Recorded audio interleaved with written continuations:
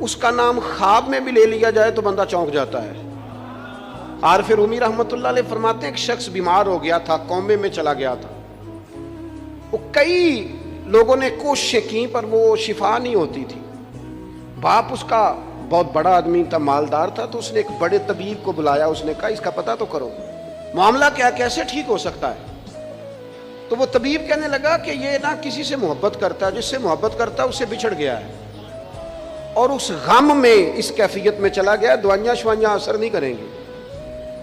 تو وہ کہنے لگا ہمیں تو پتہ بھی کوئی نہیں کس سے اس کا پیار ہے، کس دوست کی، کس محبوب کی جدائی میں یہ پریشان ہے، تو کیسے پتہ کریں؟ تو وہ طبیب سیانا تھا، اس نے کہا یہ کون کون سے ملکوں میں جا چکا ہے؟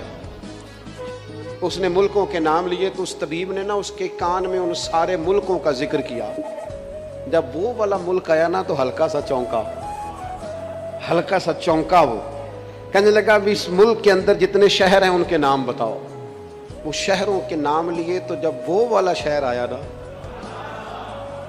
تو وہ ذرا تھوڑا سا نا اور چونکا، کچھ اس نے اب ہاتھ پیر بھی ہلانے شروع کیے، کہنے لگا اب اس شہر کے اندر جتنے محلے ہیں نا ان محلوں کے نام لو۔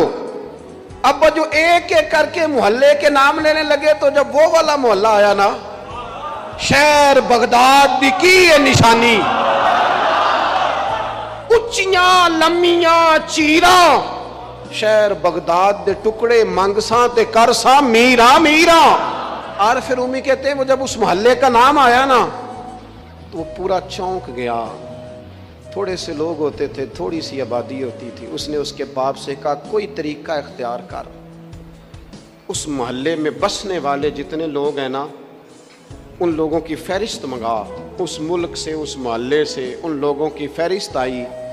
جب ایک ایک نام بولے جانے لگے اور جب نام آیا نا محبوب کا، نہ علماں وچ پھسا سانو تو یار دی گل سنا۔